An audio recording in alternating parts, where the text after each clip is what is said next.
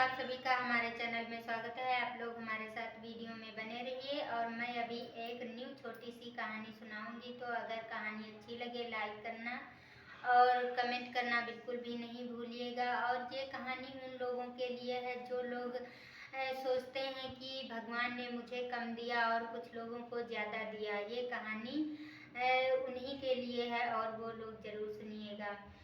तो एक बार की बात है कि एक कौवा पेड़ पे बैठा रो रहा था और उसी पेड़ के नीचे एक संत बैठे तपस्या कर रहे थे और कौवे के आंसू उसी संत के ऊपर गिरे। संत की आंख खुली तो संत ने ऊपर देखा तो एक कौवा बैठा रो रहा था। संत ने बड़ी प्रेम से पूछा, मित्र तुम क्यों रो रहे हो? कौवे ने कहा, संत जी मैं अपने जीवन से बहुत दुखी हूँ क्योंकि मुझे भगवान ने काला बनाया, इसलिए काला रंग देख करके मुझसे सब घृणा करते हैं और अशुभ मानते हैं, इसलिए मैं अपने जीवन से बहुत दुखी हूँ। संत ने कहा, कोई बात नहीं तुम।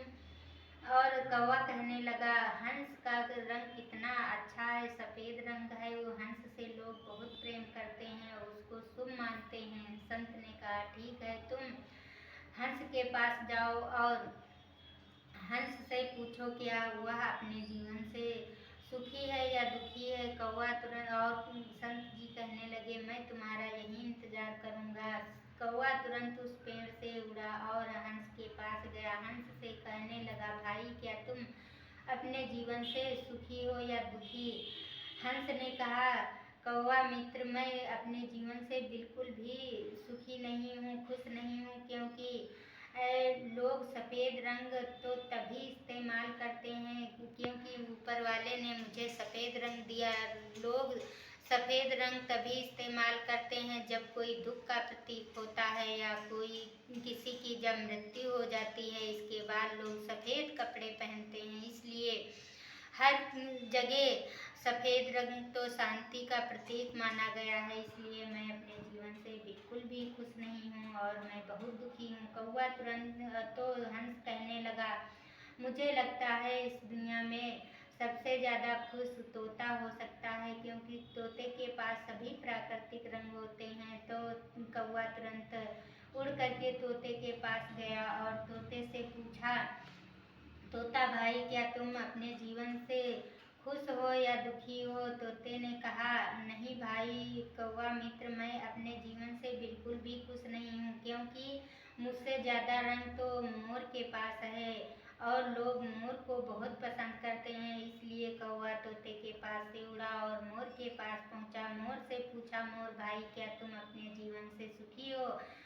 या फिर दुखी हो? क्योंकि भगवान ने मुझे काला बनाया, इसलिए लोग मुझसे घृणा करते हैं। तुम्हारे पास तो सारे प्राकृतिक रंग हैं। मोर ने कहा, कौवा मित्र मैं अपने जीवन से बिल्कुल भी सुखी नहीं हूँ क्योंकि लोग मुझे सुंदरता के लिए शिकार करते हैं और मुझे कैद करके पिंजड़े में रखते हैं। इसके बाद मेरे पंखों को नोच करके अपने घरों को सजाते हैं और मुझे कैद करके चिड़ियाघर में रखा जाता है। इसलिए मैं अपने जीवन से बहुत दुखी हूँ। हमें लगता है ऊपर वाले ने तुम्हें ही अच्छा बनाया है क्योंकि तुमको काला रंग ऊपर वाले ने बनाया और तुम्हें किसी भी चीज़ का डर नहीं होता, किसी भी चीज़ की भय नहीं है। कहीं भी घूमो टहलो लेकिन कोई भी तुम्हारा काला रंग देख करके शिकार नहीं करता है।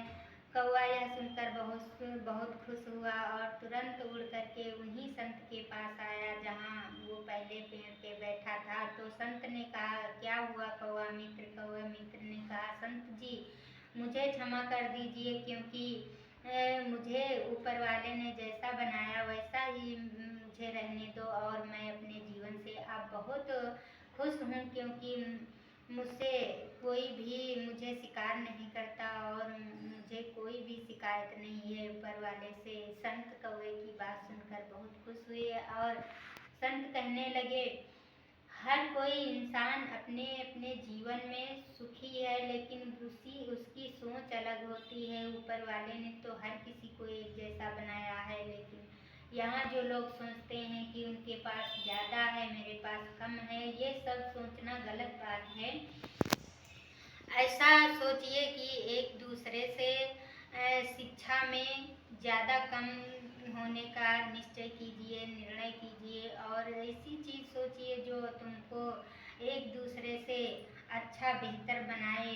और ये मत सोचिए कि वो ज़्यादा सुंदर हैं, उनके पास ज़्यादा है, ये सब सोचना गलत बात है। तो ऊपर वाले ने तो सबको एक जैसा बनाया है, मतलब हर किसी को उतना ही दिया है जितनी चीज़ों की ज़रूरत होती है। तो आप लोग इस कहानी को ज़रूर सुनिएगा। इस कहानी से हमें यह सीख मिलती है कि किसी की तुलना अपने से नहीं करने, मतलब अपनी तुलना किसी से नहीं करना चाहिए, क्योंकि किसी के पास कुछ है लेकिन तुम अपने पास जो भी है उसी में खुश रहिए। और ये सोचिए कि मैं भी कुछ मेहनत करूँगा तो मेरे पास ये चीज़ हो जाएगी।